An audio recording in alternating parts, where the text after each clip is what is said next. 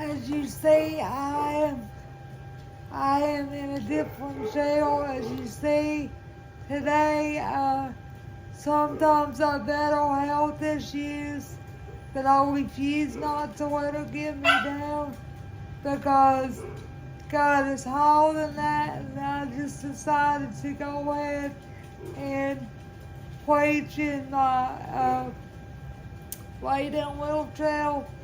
But I wanted to let you guys know that if you've been trying to relay me and tell me what a blessing this podcast is to you, please do it again, as I have not received any emails or anything. And I know it's not about me, but I want to know that this podcast is making a difference in people's lives. The email and the email and the post office box address will be at the bottom of the screen, and I just ask that you write me there. I am in prayer for Lakewood Church, as they had the tragedy happen yesterday. Thank God that it's not as bad as it could have been. I've got several friends that are involved in that church, and I love to hear Pastor Lisa preach and do all that she does there, and I thank God that everyone is mostly okay. But my heart is praying for the child that got shot in the midst of this. Last I heard, he was in critical condition, but I don't know anybody as close proximity in that church, so I don't know.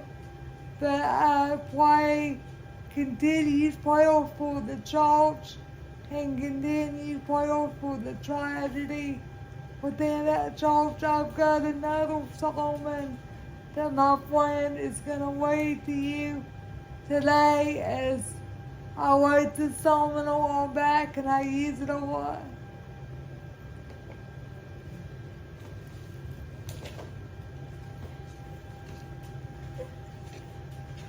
Adversity does not care who it picks on.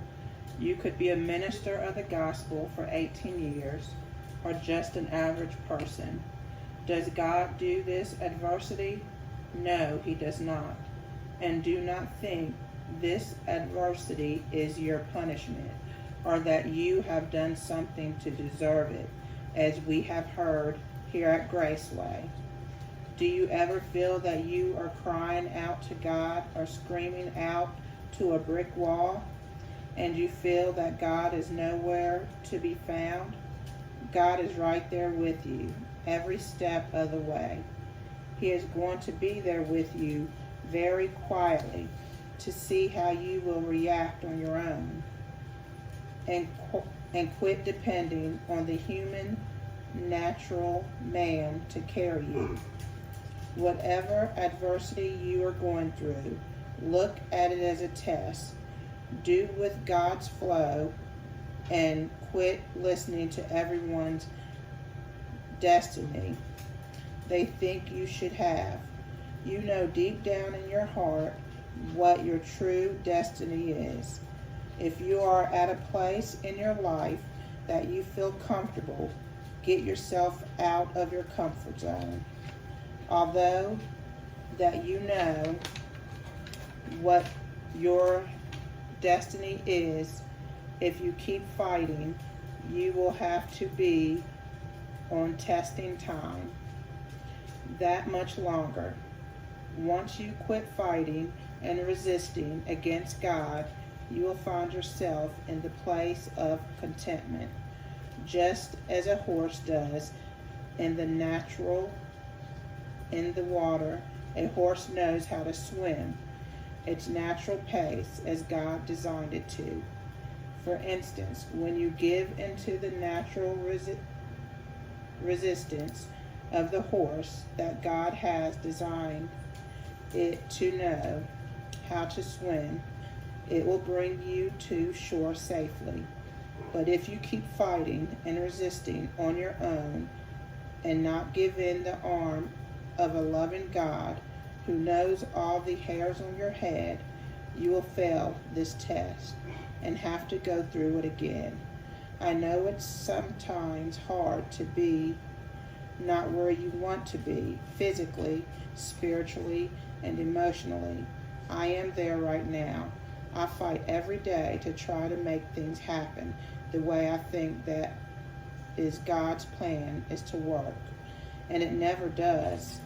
I am to the point in my life now that I know where my destiny lies, but I am struggling against the flesh every day because my spirit already is in a higher place with God, but my physical body is not cooperating. And I have searched my heart to try and find the contentness of life, only to find that the only thing that gives me satisfactory is serving God and serving Him 100%. Never try to make things God's will. That's not, because it never works. All you end up with is heartache and dissentment. As Amy and Casey have both dealt with a much different way of adversity than myself, every one of us have some kind of adversity across the bear in life. I hate more than anything for someone to walk up to me and say, God knew what He was doing, when God had nothing to do with it. The cross we were given, this cross could have been given by the error of the human man mistake. I am not saying that God doesn't get glory out of adversity. It's just not nice to hear this when you are going through a trial. According to James 1, verse 2, you can turn there if you want. God lets us know to count it all joy no matter what your circumstances are. But He understands if you need to turn to Him and cry. He doesn't expect you to be a big macho man, being that doesn't admit that he or she is weak. If you are unsure where your life goes next, ask God to reveal His road map and divine plan for your life. I am sorry, I don't care who you are, but God does not put you in your adversity. Your adversity does not define the person you are. Next time that you see someone who is in a wheelchair or any kind of adversity, do not define them as, have you seen so and so in the wheelchair? It kills the spirit and makes them forget what a beautiful person God has made them to be. I'm not saying never face your adversity, but sometimes it is nice to just get out of your adversity, no matter what that adversity may be. Let others see you outside of your adversity for a while. I guarantee you, when you let yourself escape in God, you will be a much happier person for a while. You will be able to deal with adversity that much better when you go back to it. You know, and like sometimes when I'm with my ministry friends and when we're doing ministry or I'm not doing ministry through several of the ways that I do ministry, like I don't even think of myself being in a wheelchair. The other morning I was asleep and I began to go into a dream that I was with a minister of mine and she said, Brittany, we were like backstage, and she said, Brittany, drive another wolf come out here with me. And I came out here with them, and when she said, when I drove out there was all these people, and when I drove out there, in the dream I started speaking in tongues and all that, and do you know I woke up speaking in tongues, and I still, to this day, I've got to write the dream in my journal, but, excuse me, I still, to this day, don't know what the dream or vision meant or what it was, and I've never heard of somebody speaking in tongues within a dream, and then within the faith, and then wake up doing it. But if you've done that, please write me and let me know that you have and what it is, and please continue to keep me in your prayers, because my adversity gets hard sometimes. Today's the first day that you've seen me within this wheelchair, because I'm usually sitting up in my power wheelchair when me and my minister did it from Tazewell, the one that I continued the broadcast because of Sheila Holman. I was always sitting up there. I was like, you know what? God, I don't feel like it today. So I'm sitting up, but I'm going to go ahead and preach, because that has nothing to do with my mouth. Like, the way my physical body has nothing to do, the way my physical body is has nothing to do with God's Spirit within me, and that's what I have to keep in mind. My body is not perfect, but also I believe that He's going to restore my body within this all, but it's also not heaven, and God didn't promise us that it would be easy, but He promised us that He would go with us until the end, and that we would hear Him say, well done, my good and faithful servant. And that's what I want to hear. That's what I want you to be told when you get to heaven and when you get to judgment. I want God to say to you, well done, my good and faithful servant. You've done what I've asked of you.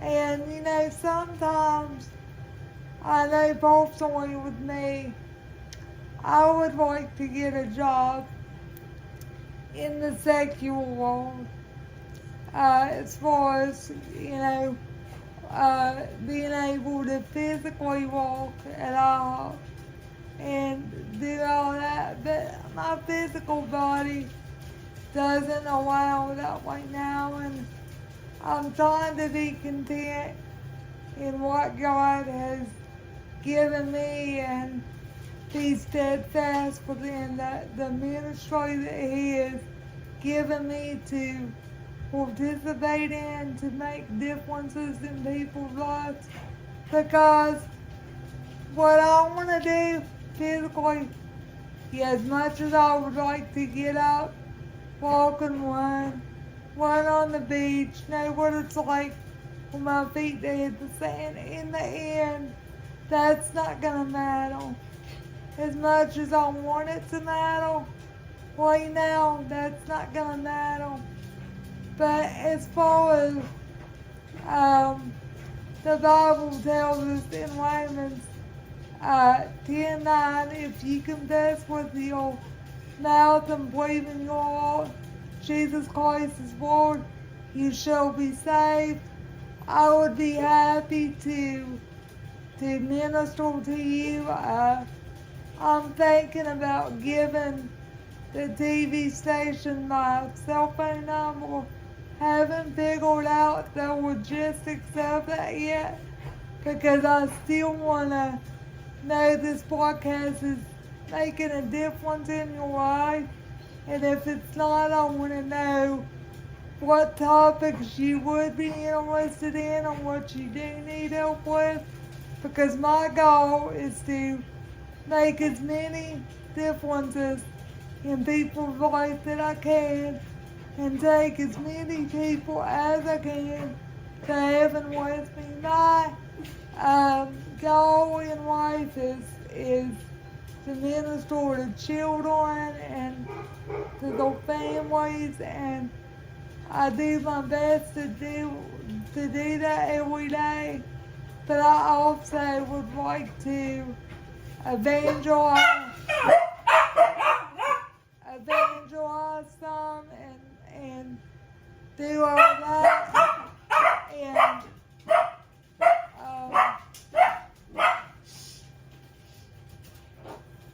I'm sorry, I got two little dachshunds and they will barking, but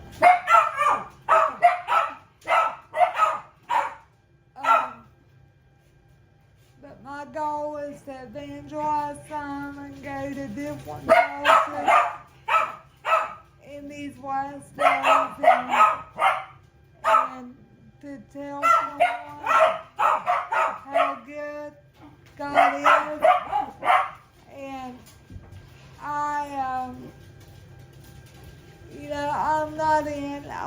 I'm not in this for any kind of money or anything like that. All I'm in it for is to win souls and to show people how good God is. But I would love to hear your responses and what you would like to see on this program and what you need help with, and if your family needs a prayer call, I would be glad to send you that. Please feel free to write in. The address will be, the P.O. Box address will be on the bottom of the screen. Please feel free to write in and let me know how old your children are and what you need prayer for, and I will send you a prayer cloth with your family prayed over and custom needs in regards to what you want me, and tell me what you need prayer for. I know a lot of people use email these days. I don't use email that much because it's old for me. However, I would appreciate it if this program is making a difference in your life and you really enjoy the podcast week to week. I would love to hear from you by traditional letter writing, as that's how me and my minister used to do it in 98, which I know technology has went a long way since 98, but it would just be easier if you wrote, and I can tell you from now. If you want to get in touch with me, Father, I can tell you they are how to. If you're interested in helping, or if you are interested in me coming to your church, ministering, if you need prayer for something, need, whatever you need, feel free to write me and we'll go from there. And I really hope that you enjoyed my podcast on pandas, the last one. I really enjoyed when I taped that one as that little girl that I love lost her life at a very, very young age, and it was so unnecessary, but that's something that I still pray about daily and that I'll struggle with until I see her again. But I pray that the broadcast was a blessing to you last week, and just write in and tell me, if it was, and that the topics that you would like to hear. And like I said, the Bible says in Romans 10:9, if you confess with your mouth and believe in your heart, Romans 10:9, that Jesus is Lord, you shall be saved. And I ask that you please do that as soon as possible, because we don't know when the Lord is going to come, but you also don't know when your end of time's going to be. You could be going out and you could be in a car wreck, or you could be tragically taken. It's not safe to go anymore. Before I go any place, church or anything, I pray and I say, God, please keep me safe, but if it's my time for me to meet you, please let me meet you swiftly and without suffering. But you just need to make sure that you're ready at all times. Again, I must say, my prayers are with Lakewood Church, and I just love every one of y'all. That I know I've never met any of you, but I just love every one of y'all that have watched the broadcast the last few weeks.